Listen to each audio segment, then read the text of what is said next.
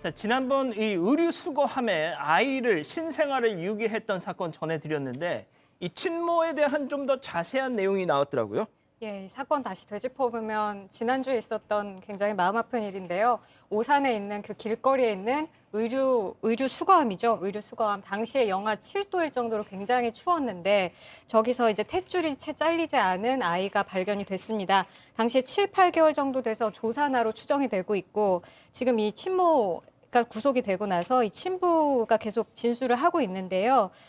결국에 자기 아이가 아니라 DNA 검사를 하고 보니 자기가 아닌 다른 남성과의 출산한 혼외자였다 이렇게 얘기를 하고 있습니다. 자, 그리고 또 새로운 사실도 드러났습니다. 이 친모, 과거에 말이죠. 네. 다른 두 아이도 그냥 방치를 해놨다.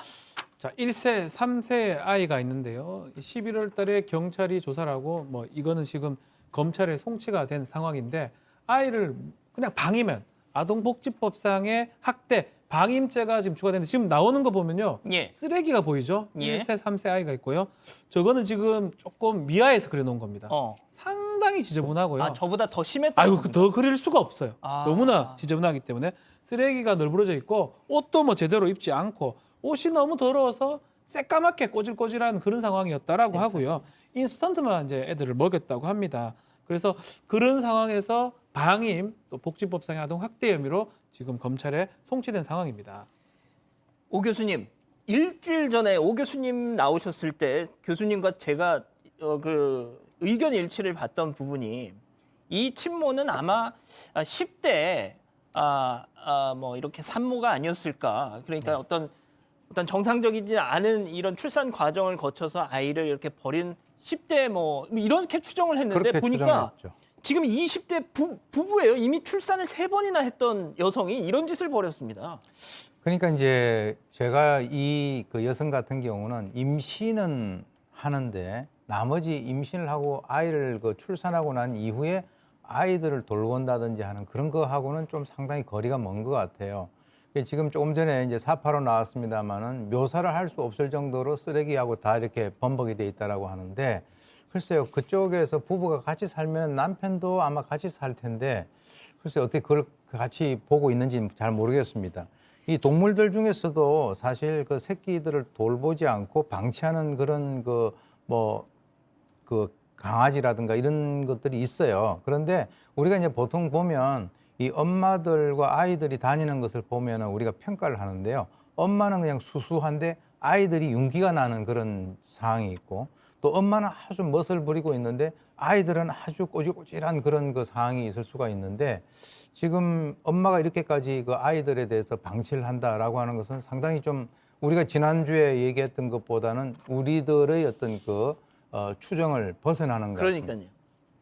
자, 승 의원님. 네. 제가 조금만 더 부연해드리면 수달 동안 이 별거를 해왔었다고 합니다. 그러다 최근 지난 10월부터 남편과 이 여성이 다시 살림을 합쳤다는데 자, 어떻게 중요한 거 지난 10월부터 살았다는데 어떻게 임신 사실을 몰랐을까요? 사실 그 부분이 되게 이렇게 의아스럽죠. 사실 인간이 가지고 있는 기본적인 어떤 그 임신을 할 때 나타날 수 있는 외모의 변화가 존재를 하는데 남편은 이런 이야기를 합니다. 사실 이런 부분도 경찰은 조금 더 주장이니까 내용이 맞는지를 반드시 확인해야 된다라는 말씀 먼저 드리고 남편은 이런 이야기를 해요.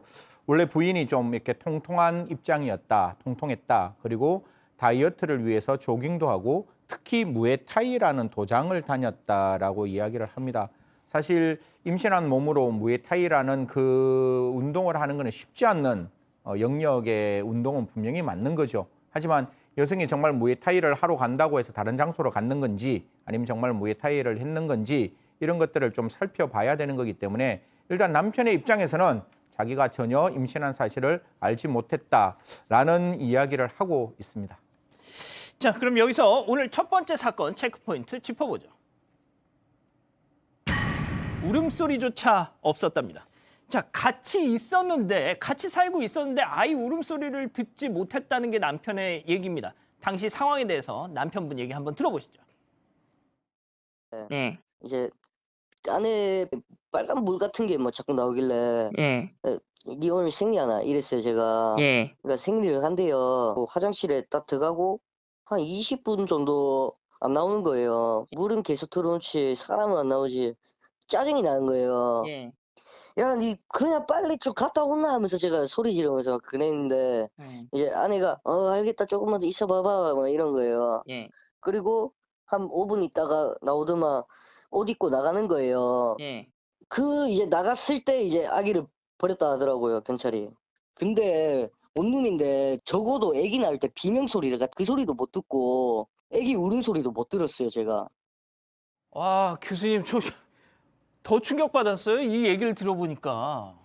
그러니까 이제 이 여성 같은 와. 경우는 아주 작정을 한 것 같긴 한데요. 사실 저 여성이 이제 보통 그 일반인들에 비해서 좀 특이한 점이 정말 간도 크잖아요. 그 성매매했다라고 하는 것이 만약에 사실이라고 한다면 거기에다가 이제 또 다른 남성의 아이를 임신을 했다.